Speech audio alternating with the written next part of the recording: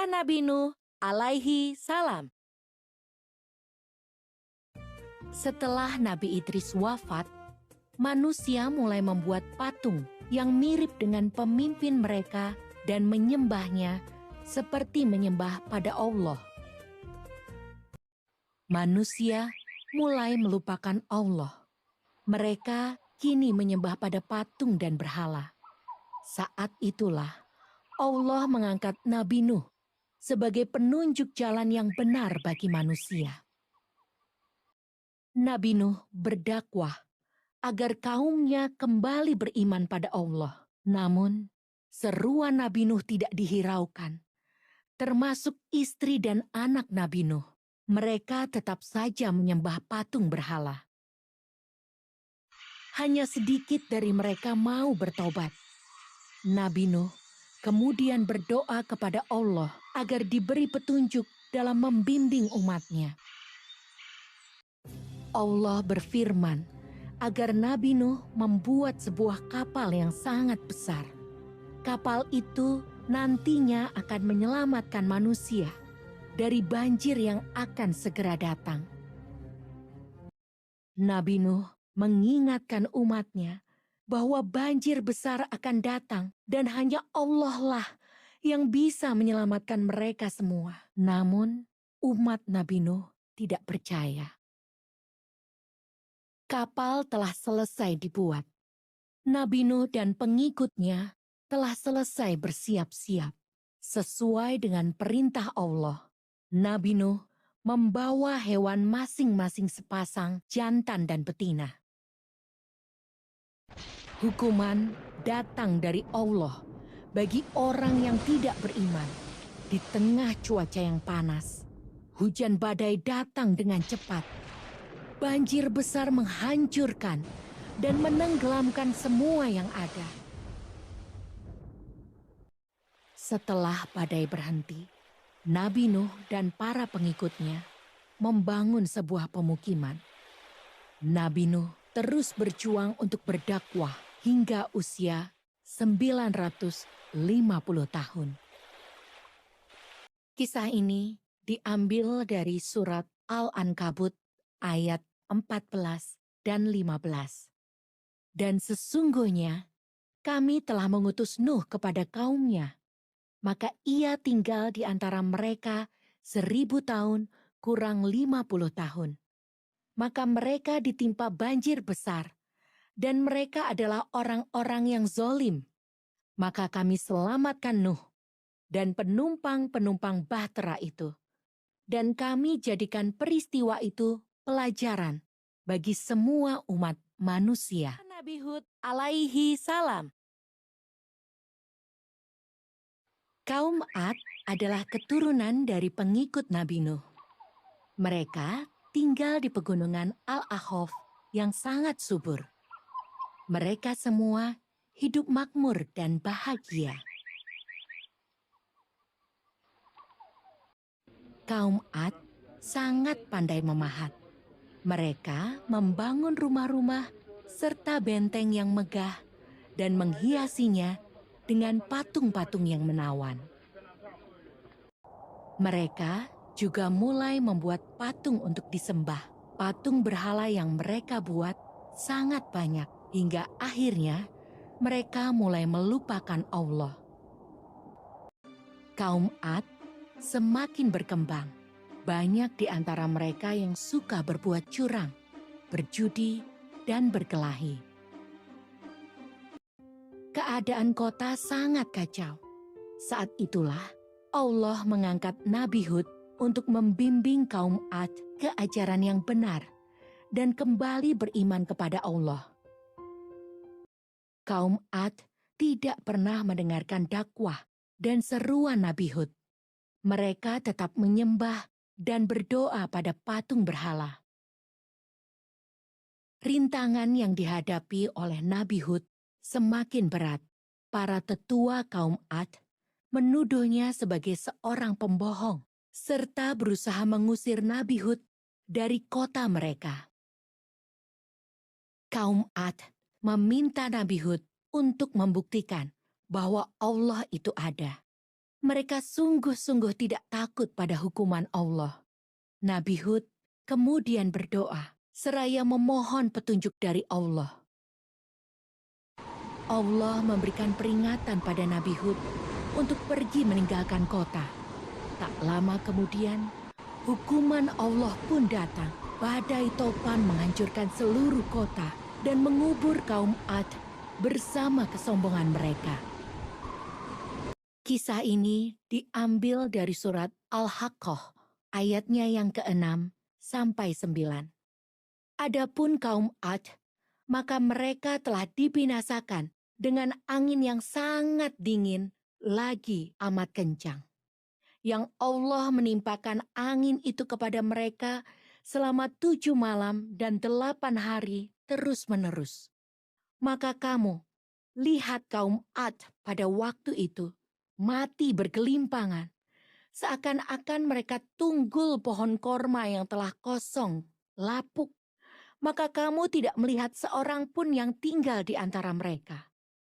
Dan telah datang Fir'aun dan orang-orang yang sebelumnya, dan penduduk negeri-negeri yang dijungkir balikan karena kesalahan yang besar. Salam di langit keempat. Jumlah manusia di bumi semakin bertambah. Sebagian dari mereka tidak lagi patuh pada ajaran Nabi Adam. Mereka suka berjudi, berkelahi, dan berbuat dosa lainnya. Nabi Idris adalah nabi kedua yang ditugaskan untuk membimbing manusia. Nabi Idris sangat taat pada perintah Allah. Kagum akan ketakwaan Nabi Idris, malaikat Israel berdoa kepada Allah agar diizinkan bertemu dengan Nabi Idris. Malaikat Israel turun ke bumi dalam wujud manusia untuk menemui Nabi Idris. Saat itu, Nabi Idris meminta agar dapat merasakan hal goib. Misalnya saja, mati, melihat neraka, dan melihat surga. Nabi Idris diizinkan untuk merasakan kematian dan kengerian saat ajal menjemput. Kemudian, Allah menghidupkan kembali Nabi Idris. Nabi Idris diizinkan untuk melihat neraka, tempat yang sangat menakutkan, tempat bagi orang-orang yang suka berbuat dosa. Setelah itu, Nabi Idris diizinkan untuk melihat surga. Tempat itu begitu indah, penuh bunga dan buah-buahan. Bahkan air sungai terlihat berkilau. Surga adalah tempat untuk orang yang taat pada perintah Allah. Ketika tiba waktunya untuk pulang ke bumi, Nabi Idris berdoa agar diizinkan untuk tinggal di surga. Allah memang Maha Pengasih dan Maha Penyayang kepada hambanya yang selalu taat. Allah memberikan tempat yang mulia di langit keempat kepada Nabi Idris. Nabi Idris adalah satu-satunya manusia yang tinggal di surga tanpa mengalami kematian. Jauh sesudah itu, saat Nabi Muhammad mengunjungi surga dalam peristiwa Isra Mi'raj, Nabi Muhammad bertemu dengan Nabi Idris. Kisah ini diambil dari surat Maryam ayatnya yang ke-56. Dan ceritakanlah, hai Muhammad, kepada mereka kisah Idris yang tersebut di dalam Al-Quran. Sesungguhnya ia adalah seorang yang sangat membenarkan dan seorang nabi. Surat Maryam ayatnya yang ke-57. Dan kami telah mengangkatnya ke martabat yang tinggi. Masa kecil Nabi Ismail alaihi salam. Ismail adalah anak Nabi Ibrahim dari istri keduanya, yaitu Siti Hajar. Oleh karena suatu alasan, Nabi Ibrahim terpaksa meninggalkan mereka di lembah tandus bernama Faran atau Mekah. Hajar sungguh wanita yang saleh. Ketika perbekalannya telah habis dan Ismail kecil terus menangis karena lapar, ia tetap sabar dan terus berdoa kepada Allah. Hajar berusaha mencari air dan makanan untuk Ismail. Ia berlari di antara Bukit Syafa dan Marwah hingga 7 kali, namun tidak ada apapun di sana. Allah memang Maha Pengasih. Allah menjadikan sebuah mata air yang jernih dari hentakan kaki Ismail. Hajar memandang mata air itu dengan takjub seraya berseru, "Zam-zam," yang artinya berkumpullah. Sumur Zam-zam terus mengalir tanpa pernah kering. Para pedagang Arab sering singgah di sana. Mereka menghormati Hajar dan menyayangi Ismail yang sangat cerdas dan santun. Dataran tandus itu kini berubah menjadi subur dan ramai. Setelah bertahun-tahun, Nabi Ibrahim memutuskan untuk mengunjungi Hajar dan Ismail. Nabi Ibrahim bersyukur Ismail tumbuh menjadi pemuda yang saleh. Allah memberikan perintah kepada Nabi Ibrahim melalui sebuah mimpi. Dalam mimpi itu, Nabi Ibrahim menyembelih Ismail sebagai bentuk ketaatan Nabi Ibrahim kepada Allah. Ismail dengan tegas berkata bahwa ia siap dikorbankan. Hajar pun ikhlas menyerahkan Ismail kepada Allah. Ketika itu, iblis datang dan berusaha menggoyahkan iman mereka. Namun usaha iblis gagal. Ketakwaan Nabi Ibrahim dan keluarganya tidak tergoyahkan. Allah kemudian menyelamatkan Ismail dan menggantinya dengan seekor domba yang sangat gemuk. Sejak saat itu, Nabi Ibrahim dan keluarganya semakin taat pada Allah. Kisah ini diambil dari surat Asy-Syaffat ayat 102 sampai 107. Lut alaihi salam. Lut adalah keponakan Nabi Ibrahim. Allah mengangkatnya menjadi nabi bagi kaum Sadum atau Sodom. Nabi Lut pandai bercocok tanam dan beternak. Ia hidup dalam kecukupan. Tugas Nabi Lut sangat berat. Kaum Sadum sangat suka berbuat dosa seperti berjudi, berkelahi, menganiaya, dan merampok. Bahkan istri Nabi Lut termasuk dalam golongan tersebut. Dosa terbesar yang dilakukan oleh kaum Sadum adalah pernikahan antar sesama laki-laki. Hal ini belum pernah dilakukan oleh manusia sebelumnya. Nabi Lut berusaha memperingatkan kaumnya bahwa menyukai sesama laki-laki itu haram. Hukuman dari Allah sangat pedih bagi siapapun yang melakukannya. Kaum Sadum tidak percaya jika Nabi Lut adalah utusan Allah. Siang dan malam, Nabi Lut berdoa agar Allah memberinya petunjuk untuk menyadarkan kaumnya. Allah mengutus 3 malaikat untuk menemui Nabi Lut. Para malaikat itu menyamar menjadi pemuda yang rupawan. Istri Nabi Lut memanfaatkan kesempatan ini untuk menyebarkan fitnah bahwa Nabi Lut sesungguhnya juga menyukai sesama laki-laki. Salah satu tamu Nabi Lut berkata bahwa mereka adalah utusan Allah. Mereka datang untuk menyelamatkan Nabi Lut dari hukuman Allah yang akan menimpa kaum Sadum. Nabi Lut diminta untuk meninggalkan kota sebelum subuh tiba, karena pada saat itulah hukuman dari Allah akan datang. Nabi Lut dan pengikutnya segera bergegas pergi. Hanya istri Nabi Lut saja yang masih terlihat ragu, sehingga ia tertinggal dari rombongan Nabi Lut. Kota Sadum hancur dilalap api dan dihujani batu-batu besar. Istri Nabi Lut ikut terbakar bersama kaum Sadum lainnya yang tidak mau beriman pada Allah Subhanahu wa Ta'ala. Kisah ini diambil dari surat An-Naml ayatnya yang ke-54 sampai 55. Dan ingatlah kisah Lut ketika dia berkata kepada kaumnya, "Mengapa kamu mengerjakan perbuatan fahisyah itu, sedang kamu memperlihatkannya? Mengapa kamu mendatangi laki-laki untuk memenuhi nafsumu, bukan mendatangi wanita? Sebenarnya kamu adalah kaum yang tidak mengetahui akibat perbuatanmu." Ibrahim alaihi salam. Raja Namrud yang kejam bermimpi tentang seorang anak laki-laki yang berusaha merebut mahkotanya.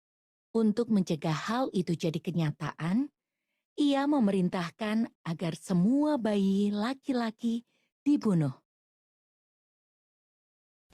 Azar menyembunyikan istrinya yang sedang mengandung, sekalipun ia adalah pemahat kepercayaan raja. Jika anak yang lahir adalah laki-laki, maka ia harus membunuh anak itu. Istri Azar melahirkan anak laki-laki yang diberi nama Ibrahim. Mereka berhasil menyembunyikan Ibrahim dengan baik. Kini, Ibrahim telah tumbuh menjadi pemuda yang cerdas. Ibrahim selalu bertanya tentang Tuhan. Siapakah Tuhan? Apakah Raja Namrud yang kejam? Ataukah patung-patung berhala yang dibuat oleh ayahnya? Selama pencarian, Ibrahim pernah menganggap bintang, bulan, dan matahari sebagai Tuhan. Saat itulah Allah memberikan petunjuk pada Ibrahim. Hanya ada satu Tuhan, yaitu Allah. Ibrahim diangkat sebagai nabi dan mengemban tugas untuk menyadarkan kaumnya. Raja Namrud sangat marah karena Nabi Ibrahim membujuk rakyatnya untuk meninggalkan berhala-berhala mereka. Ia bahkan mengancam akan membunuh Nabi Ibrahim. Ancaman Raja Namrud tidak membuat Nabi Ibrahim takut. Suatu malam, Nabi Ibrahim menyelinap ke aula kerajaan dan menghancurkan semua berhala yang ada di sana. Raja Namrud memerintahkan agar Nabi Ibrahim dibakar. Itu adalah hukuman bagi Nabi Ibrahim yang berani menentangnya. Kemudian Allah memerintahkan kepada api, "Hai api, jadilah dingin dan jadilah keselamatan bagi Ibrahim." Surat Al-Anbiya 69. Nabi Ibrahim tidak terluka meskipun ia dibakar dalam api. Ini adalah tanda bahwa Nabi Ibrahim adalah utusan Allah. Sejak saat itu, masyarakat mulai percaya dan menjadi pengikut Nabi Ibrahim. Kisah ini diambil dari surat Al-Anbiya, ayatnya yang ke-51 dan 58. Dan sesungguhnya telah kami anugerahkan kepada Ibrahim hidayah kebenaran sebelum Musa dan Harun, dan adalah kami mengetahui keadaannya. Maka Ibrahim membuat berhala-berhala itu hancur berpotong-potong, kecuali yang terbesar induk dari patung-patung yang lain, agar mereka kembali untuk bertanya kepadanya. Alaihi salam. Kaum Samud adalah keturunan dari pengikut Nabi Hud. Sama seperti para leluhur mereka, kaum Samud memiliki keahlian bertani, berdagang, dan juga memahat.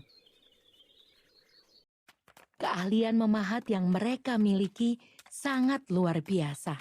Mereka mampu menciptakan patung-patung yang menawan. Mereka pun mulai menciptakan patung untuk disembah. Mereka semua sudah lupa pada Allah.